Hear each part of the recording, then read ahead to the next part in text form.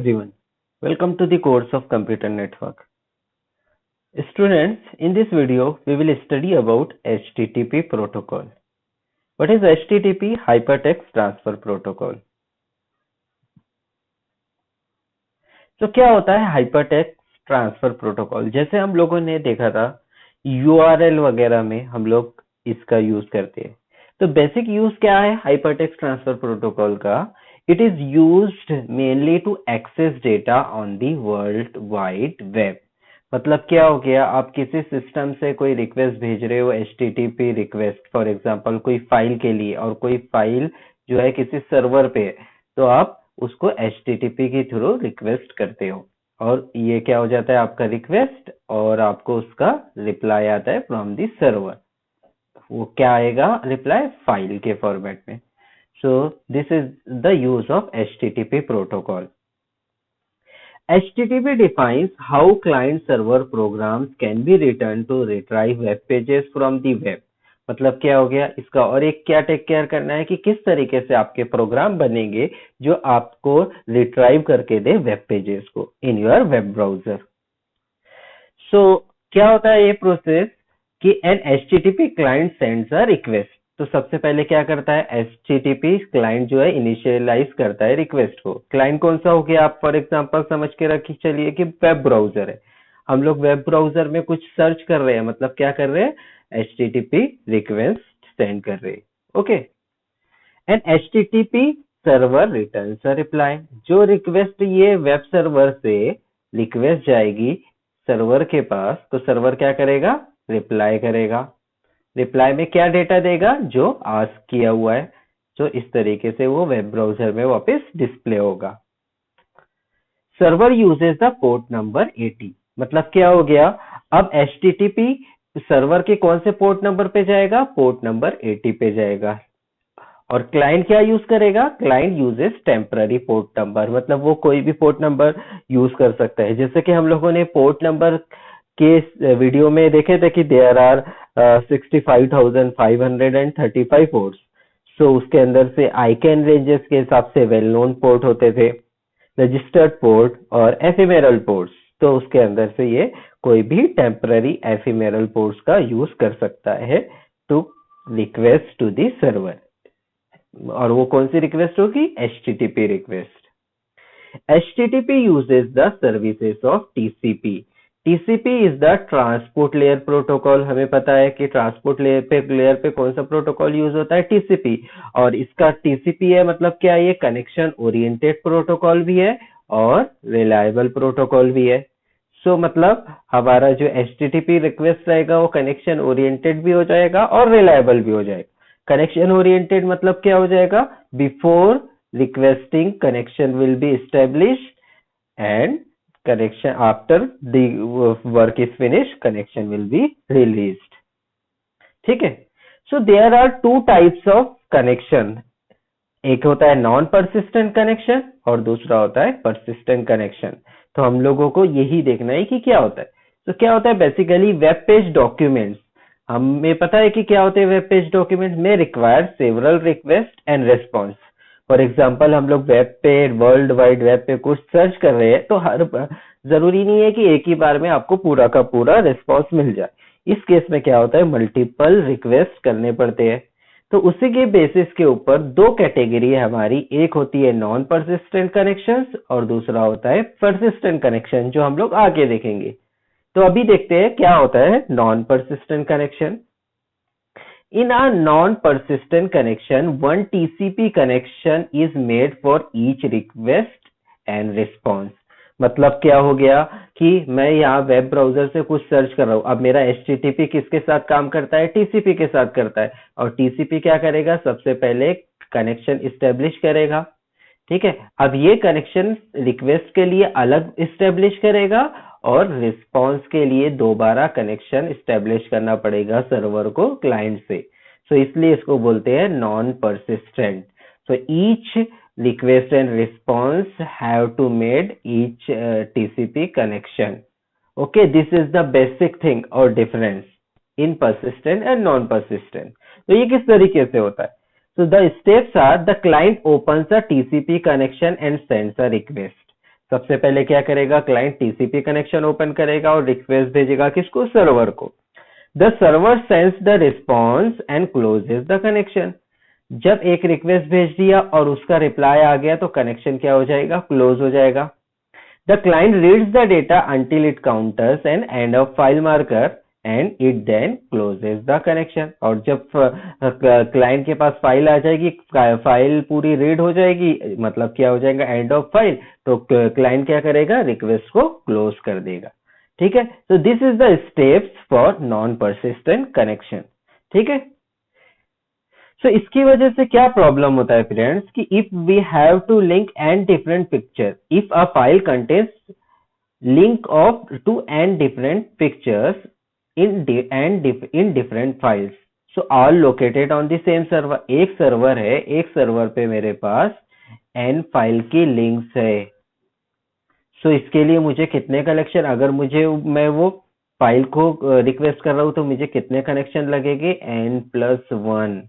मतलब क्या है, हर एक फाइल के लिए मुझे कनेक्शन स्टेब्लिश करना पड़ेगा, कनेक्शन रिलीज होगा, कनेक्शन स्टेब्लिश, कनेक्शन रिलीज। तो इस तरीके से क्या हो जाएगा, ओवरहेड बढ़ जाएगा। सो परसिस्टेंट नॉन परसिस्टेंट स्ट्रेटेजी में सर्वर के ऊपर ओवरहेड बहुत ज्यादा बढ़ जाता है। ठीक है, तो इसको एक एग्जांपल के थ्रू समझते हैं। ये डायग्राम है, यहाँ पे एक क्लाइंट है दिख रहा है आपको, और सर्वर है। सर्वर के पास दो फाइल है, एक टेक्स्ट फाइल है और दूसरी इमेज फाइल है। ठीक है, and the text file is located that this text file and image file are located on the same server. Okay, here we need two connections for each file. For each connection, TCP requires at least 3 handshake messages to establish the connection. For example, सबसे पहले text file को ये request करेगा, तो यहाँ पे देखिए first handshake, then the second handshake, then the third handshake plus request will be sent. Then after that server will send response, so file is received by the client and the connection will be released. तो यहाँ पे first handshake, second handshake and then third handshake। जब अब second file के लिए request करने के लिए हमें फिर से कनेक्शन एस्टेब्लिश करना पड़ेगा, then first handshake, then second handshake, then third handshake plus request. ये रिक्वेस्ट देख के क्या करेगा, सर्वर रिस्पॉन्स में इमेज सेंड करेगा and the client will read the image, और जैसे ही वो एंड ऑफ फाइल पे पहुंचेगा तो वो क्या कर देगा, कनेक्शन को रिलीज कर देगा। First handshake, second handshake and third handshake. तो समझ में आया कि यहाँ पे क्या कर रहे हैं हम लोग, नॉन परसिस्टेंट पे जितनी फाइल फॉर एग्जांपल हम लोग रिक्वेस्ट कर रहे हैं उतने कनेक्शन एस्टेब्लिश और कनेक्शन रिलीज करने पड़ रहे हैं। So that is the disadvantage of non persistent strategy. यहाँ पे एक्स्ट्रा ओवरहेड बहुत हो रहा है हमें, किसके ऊपर, हमें मतलब सर्वर के ऊपर। समझ में आई बात। ये है विद परसिस्टेंट कनेक्शंस। क्या होता है परसिस्टेंट कनेक्शन पे, HTTP version 1.1, this is the version of HTTP specifies a persistent connection by default। मतलब क्या होगा, by default we have persistent connection, if we want to convert it into the non persistent then we have to do some modification, otherwise by default it will be persistent connection। Okay, in persistent connection the server leaves the connection open for more requests after sending a response। look here in the diagram, यहाँ पे same image file है and text file है that are located on this। so connection establish करने के लिए for first handshake, then second handshake and with third handshake it will send the request to the server and server क्या response करेगा, text file response में send करेगा। Then client read करने के बाद एंड ऑफ द फाइल क्या करेगा, next request send करेगा फॉर द इमेज। तो इस तरीके से सर्वर सेम कनेक्शन में, देखिए यहाँ पे कनेक्शन सेम शुरू है, सेम कनेक्शन पे रिस्पॉन्स देगा इमेज को, और उसके बाद जब क्लाइंट को और कुछ फाइल एक्सेस की जरूरत नहीं रहेगी तो वो कनेक्शन को रिलीज कर देगा विद दी 3 हैंडशेक। समझ में आया ये बात। So the server can close the connection at the request of a client और if time out has been reached, मतलब क्या होगा, या तो क्लाइंट रिक्वेस्ट करेगा कनेक्शन को रिलीज करने के लिए, या अगर क्लाइंट कुछ रिस्पॉन्स नहीं दे रहा है तो सर्वर टाइम आउट तक के वेट करेगा, then it will release the connection. The sender usually sends the length of the data with each response. तो क्या होगा, एक particular length of the data हर एक रिस्पॉन्स में सेंड करेगा. ठीक है, ये बात समझ में आ गई. Now let's see what are the message formats. यहाँ पे आप लोग देख सकते हैं कि we have two types of messages in HTTP. One is request message and another one is response message. First we will see what is the request message. So यहाँ पे request message दिख रहा है, यहाँ पे methods है, URL है, versions है, SP is for space, and there is a CR and LF. Also CR for carriage return and LF for line feed.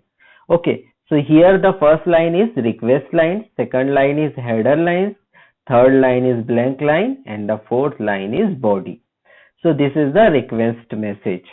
So in the request message, what URL field will show, it defines the address and the name of the corresponding web page जिससे आप connect करना चाह रहे हो, और दूसरा version of the HTTP. So the current version for HTTP is 1.1. यहाँ पे HTTP 1.1 और यहाँ पे URL आ जाएगा. और बचा क्या, मेथड्स. तो there are different types of methods. So method defines the request types. So we have get method, head method, put method, post method, trace method, delete method, connect method and option method. So get method is request a document from the server. मतलब अगर आपको server से कोई document चाहिए तो हम लोग कौन सा मेथड यूज करेंगे, गेट मेथड. हेड मेथड मतलब request information about a document but not a document itself. मतलब आपको एक पर्टिकुलर डॉक्यूमेंट से रिलेटेड कोई इंफॉर्मेशन चाहिए तो हम लोग कौन सा मेथड यूज करेंगे, head method. Put method, send a document from the client to server. अगर क्लाइंट को कोई डॉक्यूमेंट सर्वर तक के सेंड करना है तो वो कौन सा मेथड यूज करेगा, put method. And then post method, send some information from the client to the server. अगर क्लाइंट को कोई पर्टिकुलर इंफॉर्मेशन सेंड करनी है सर्वर को तो वो पोस्ट मेथड सेंड करेगा. Trace equals the incoming request. Incoming request को ट्रेस करने के लिए यूज होता है. Delete removes the web page. Delete मतलब क्या करते, डिलीट मेथड जो पर्टिकुलर यूआरएल आपने डाले हो वो वेब पेज को डिलीट कर देगा. Connect is reserved. ठीक है. And the option enquires about available options. तो आपको कोई अवेलेबल ऑप्शंस की इंक्वायरी करना है तो we will use option. Okay, this are the fields that are there in the HTTP request. Next field is request header. Here there can be from 0 to n request headers. ठीक है, and their particular value. So यहाँ पे header name रहेगा तो कौन सी information होती है यहाँ पे, user agent identify the client program, accept shows the media format the client can accept, accept char set shows the character set the client can handle, मतलब कौन कौन से कैरेक्टर सेट क्लाइंट हैंडल कर सकता है. एक्सेप्ट इनकोडिंग, इनकोडिंग स्कीम जो client handle कर सकता है. एक्सेप्ट लैंग्वेज, कौन सी लैंग्वेज क्लाइंट हैंडल कर सकता है. Authorisation shows the permission that client has, and the host shows the host and port number of the client. Date shows the current date, and upgrade specify the preferred communication protocol, कौन सा protocol preferred है, that is. And cookie returns the cookie to the server, and if modified since, if the file is modified since a specific date. So these are the fields that can be there in the request header names. Okay. Now we have response message. As you can see in the response message, the first line is status line, second line is header line as there were in the request message, third line is the blank line, and the fourth line is the body. Variable names of files present only in some messages. Okay, so यहाँ पे जो आप जो file request कर रहे हो उसका response होगा. ठीक है, तो the first line response line message is called status line. The status codes define the status of the request. जो So it consists of 3 digit. Status code consists of 3 digit. मतलब कैसा है 1 2 3 3 digit में रहेगा. So the codes in the range of 100 are only informational. मतलब जो 100 की range में कोड्स रहेंगे वो इंफॉर्मेशनल रहेंगे. 200 की रेंज में इंडिकेट सक्सेसफुल रिक्वेस्ट. अगर 201 है मतलब that is successful, request is successful. 300 की रेंज में क्या बताएंगे कि redirect the client to another URL. मतलब उस यूआरएल पे आपको डेटा नहीं मिला या कुछ इशू की वजह से वो दूसरे यूआरएल पे फॉरवर्ड हुआ. And the codes in the 400 range indicate an error at the client side. अगर 401 402 ऐसा है तो कुछ मतलब उसका क्या हो जाएगा कि there is an error at the client side. So this is the response message in which we have status line, header line, and the code in the 500 range indicate that error at the server side. 400 बोले तो client side, 500 बोले तो error side. So what will be the response header names? यहाँ पे जैसे header name है तो यहाँ पे भी कुछ n numbers of header names हो सकते हैं and their value. So यहाँ पे date shows the current date. Upgrade will be showing the जैसे कि हम लोगों ने request message में देखा था, specify the preferred communication protocol. Server gives information about the server. Set cookie. The server asks the client to save a cookie. Content encoding specifies the content, specify the encoding schemes. Content language specify the language that are being used. Content length shows the length of the document. Content type specify the media type and the location to ask the client to send request to another site. And the accept ranges, the server will accept the request byte ranges. Last modified gives the date and the time of the last change of the file. So this will be the response header names in the response message. Thank you.